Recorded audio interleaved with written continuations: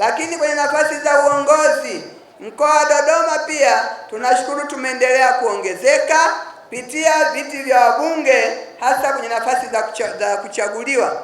Pitia viti vya wabunge, awamu iliyopita tulikuwa na mbunge mmoja tu wa jimbo. Nayo furaha kusema sasa hivi tuna wabunge watatu sawa na 27% ya wabunge wote kwa majimbo 11 ya Dodoma. Safari bado ipo, japo tumepiga hatua. Lakini kwa nafasi za madiwani bado tunatakiwa tuhamasishe. Mwenyekiti wa halmashauri wa Kondoa, tunakupongeza sana. Wewe ni kati ya madiwani wanawake wachache waliothubutu kugombea kwenye kata. Kati ya kata 209 ni kata 14 tu zina madiwani waliothubutu na wakashinda. Tumpongeze, si kazi ndogo. Lakini tunafahamu kwenye nafasi za kuteuliwa au za kuajiriwa wanawake nafasi nyingi sana zimeongezwa. Nikianza mkuu wa mkoa wa Dodoma, mimi mwenyewe ni mwanamke, bahati mbaya nafasi iko moja, kwa hiyo hapa kuna mwanamke peke yake.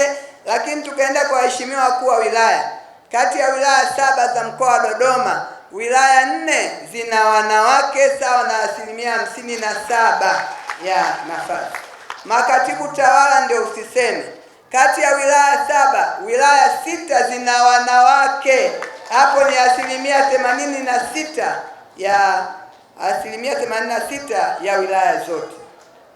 Ukienda kwa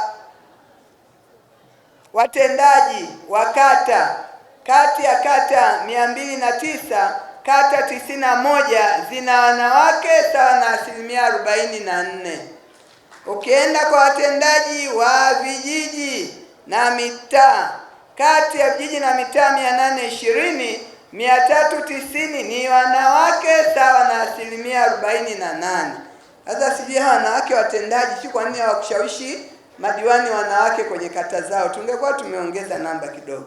Vile vile wakurugenzi wa halmashauri tunao wanawake, mmewaona pale wawili, yuko wa Mpwapwa pale, yuko Wabai pale, huko nako walau si haba.